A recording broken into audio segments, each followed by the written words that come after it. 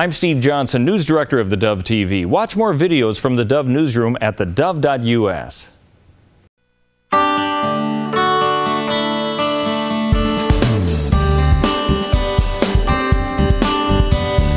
Well, welcome to Focus Today. I'm your host, Perry Atkinson. What a delight to have back with us today Erich Pratt. He is the Director of Communications for Gun Owners of America.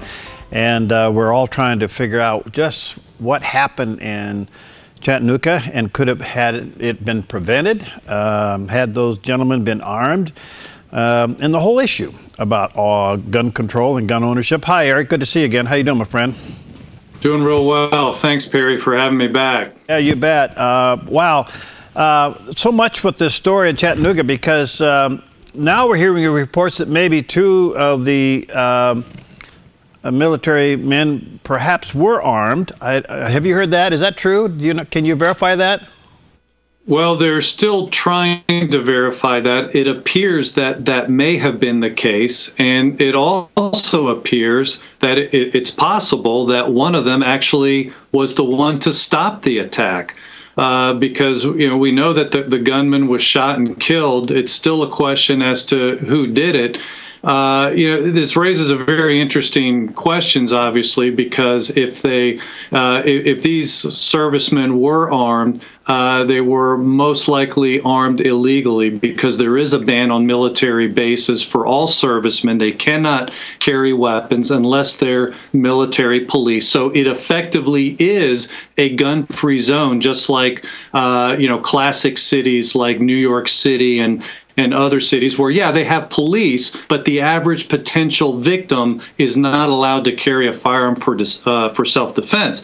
But here it may be that actually what cut the attack short may have been one of the potential victims firing back, which is exactly what we've been arguing all along. That's the way you have to stop these things before it gets to be 10, 12, 15 people being killed. And thankfully, there are now at least 3 legislators in the Congress who have rushed bills to introduction to say that this military gun ban cannot stand, that we need to repeal this Clinton-era gun ban that really is endangering the lives of many servicemen. You know, that's an interesting argument, Erich, because here they are highly trained to handle a weapon. They're not allowed to carry it on a military base, which is just staggering. And now you have these recruitment centers out there, which are going to be targets. Isn't it interesting that maybe the military installations may be the crack that we've been looking for to arm the citizenry again? Yes. Yeah, after the Fort Hood shootings a couple years ago, one of the servicemen who survived the attacks was just outraged that they're not allowed to carry firearms. And he said, the irony is I have relatives here in Texas. And he said, when they go to the Walmart, they're better armed than I am when I go shopping at the commissary. He said, that's not right. They were interviewing a wife, I think it was CNN, interviewing a wife of a survivor, and her husband was going to be shipped off to either Afghanistan or Iraq. And she said, well, at least when he gets there, he'll be able to carry firearms for self-defense. What an irony. Why is that?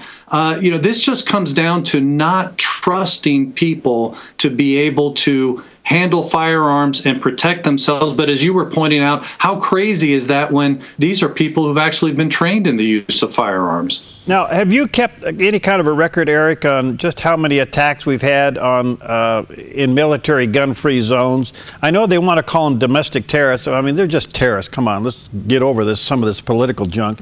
But the point is, have you kind of kept track on just how bad this is on some of these military installations? Well, certainly both Fort Hood shootings were gun-free zones, and by the way, both shooters passed background checks in getting their firearms. The Navy Yard shooter passed the background check in getting his firearm. That was also a gun-free zone. This killer here at the Navy Reserve Center and the Recruitment Center also, that gunman passed background checks in getting his firearm. Did you see the common theme here? Background checks aren't stopping bad guys from getting carrying guns, but certainly posting a sign in front of an area or a building saying no guns are allowed in here doesn't stop people from carrying guns into there. If they're going to break the law by murdering people, they're certainly not going to pay attention to a sign. By the way you do stop these types of things from occurring is allowing the potential victims to be able to fire back. And even this year, we've seen many mass shootings that were attempted but were nipped in the bud. There was one in Chicago where an Uber driver, ironically enough, with a concealed carry permit, used his gun, shot the guy 6 times. He was starting to shoot into a crowd. Around that time, there was in a Philadelphia barber shop a guy who shot and killed somebody who was beginning to open fire on people there in the barbershop. The police said this guy saved countless people. In fact, this week, a year ago, you might remember the Darby shooting at the hospital in Pennsylvania. And there, a doctor used his concealed carry firearm to stop what police said would have been a massacre, as this guy was just going to walk down the halls shooting people. By the way, that guy was a prohibited person, wasn't allowed to own guns. But again, laws banning people from getting guns don't stop them from getting guns. The way you stop this is by allowing the potential victims to protect themselves and others. By the way, to our viewers and listeners, gunowners.org is the website for Gun Owners of America, gunowners.org. Great resource. Erich, so do you think now, it appears to me that at the congressional level, House and the Senate, we may have the votes to get a bill going. I can't imagine that this president's going to sign anything, but nonetheless, this whole argument now gets put back on the table. You think it will gain the needed momentum? I do, and I think it's imperative for people to encourage their congressmen and senators to co-sponsor these bills. Bills are being introduced by Representative Desjardins of Tennessee, Duncan Hunter of California, and then Senator Steve Daines as well of Montana. So these are very important bills to get their appropriate legislators, senators, representatives to co-sponsor these bills. I think it's also important that we encourage those representatives and senators to demand from the leadership that they get a vote on this legislation, because I think there is momentum there, Perry, but sadly, this is the type of thing that I could see Boehner or McConnell sitting on. And so it's very important that the legislators themselves start demanding the vote. As far as getting it by the president, we have gotten other gun ban repeals by him. And there's strategy and ways of doing that. You put it on appropriation bills. So, I don't think we should worry right now about what the president will do, because I think it's very possible we could get this on must-pass legislation that he will end up signing. That's great. Now, do you think it'll rise to presidential campaign issue level?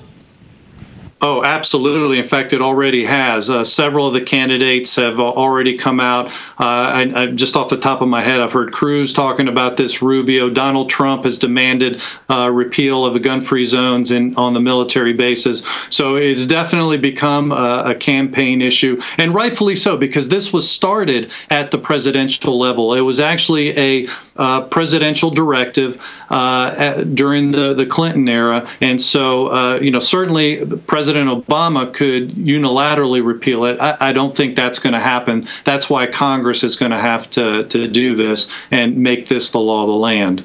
I know this is a little hypothetical at the moment, Erich, but let's suppose the servicemen who fired back did deliver the killing bullet to the gunman himself who was doing the shooting. Now, this is an interesting thing. He would have been packing his own personal weapon in a gun-free zone. How does this play out legally? Well, legally, now, sadly, one of the ones that they think actually may have delivered the fatal shot, himself died from wounds from the gunman. So, I would hope that we wouldn't see something so crass as giving him, his dishonorable discharge, after he's deceased. That would truly be tragic. I don't think we're going to see But if he were still alive, that would raise interesting legal questions because he would have been violating official policy.